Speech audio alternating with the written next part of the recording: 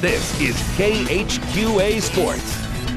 Well, good evening, everybody, and welcome to this Friday the 13th edition of Sports Final. We have a lot on tap for you. Two area teams set off to Columbia on Wednesday for a birth of state glory this weekend. However, neither could make it past the semifinals. We'll start with the Canton Tigers, who have been the true definition of team in this postseason run, with Sherfa All-Stater Gabe McKenzie nicked up with a bad knee. Andy Anderson's squad has gotten big-time burn from Cameron Durst and a trio of freshmen who have played larger than life, playing for third place today. Tigers taking on Crane, who fell to Scott County yesterday. They caught the snail bug early in this one today at Mizzou Arena. Crane opened things up on an 11-0 run to start the day. Very impressive shooting for them. Canton surged back, led by who else? Mr. Gabe McKenzie.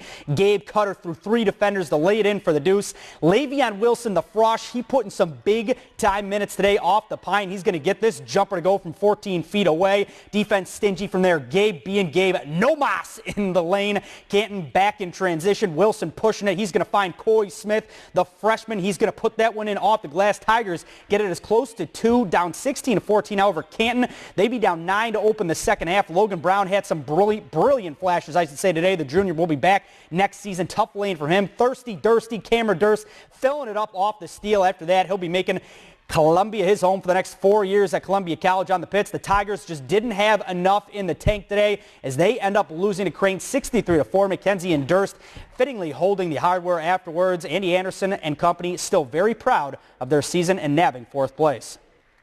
You would ask me way back in November if we'd be in the fourth place finish. I told you I wouldn't expected that. I knew we had a lot of young guys. We graduated a lot of very good players, and we had a lot of work to do.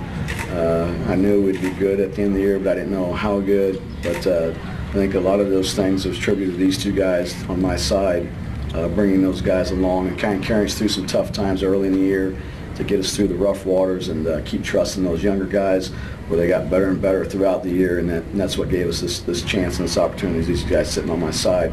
It's been a fun ride. I mean, every sport that I've been to state in, those are great experiences, but I'd say definitely basketball. You have more fun because these are my closest friends being on the basketball team, but it's been fun, and you always got to look, you can't hang your head because these are great experiences and you can't really, there's no negatives to them other than that we lost. I put a lot of time and effort into this, not only for myself, but as a team. You want your team to win, and to have this come to a conclusion at a stage like this is nice. We would like to win, but at this stage, to be able to go out like this is a real honor. And it's not just necessarily on the court, but off the court.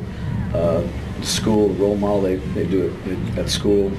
All the elementary kids look up and respect these guys, and the hard work they put in to become better basketball players. Someone's going to have to show up. These guys are showing them the way.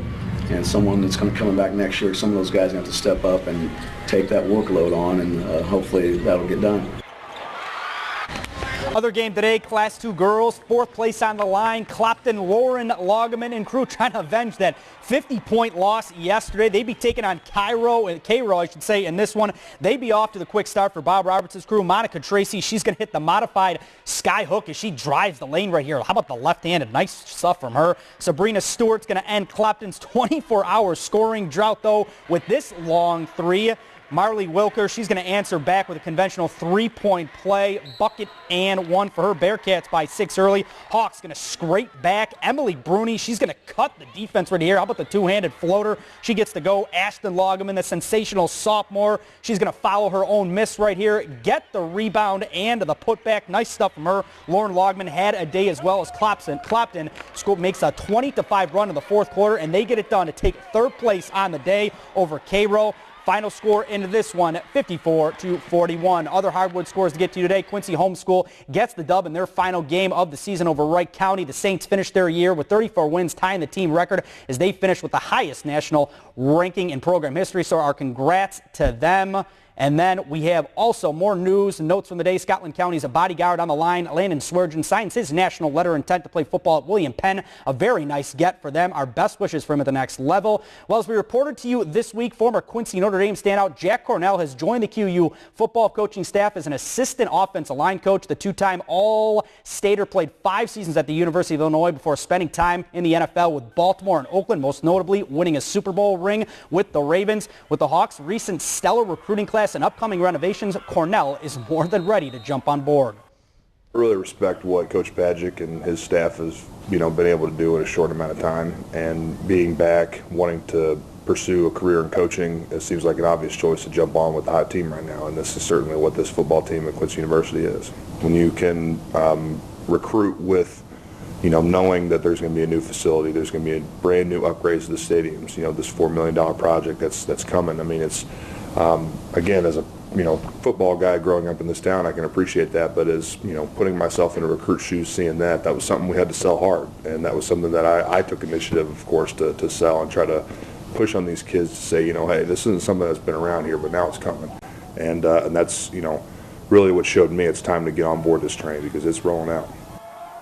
Well, having a guy on staff with Cornell's resume will certainly help recruits when considering QU, especially when luring the homegrown talent. I think it's really important for this football program moving forward at Quincy University to, have a strong foundation in the community. Having a lot of local kids come out, and it's something that they haven't had in a long time, and it's something that they need to do moving forward. And certainly I want to play a part of that. The impacts that I had growing up in this town, the people who molded my life, I feel more than compelled to come back and do the same for the next generation of kids growing up.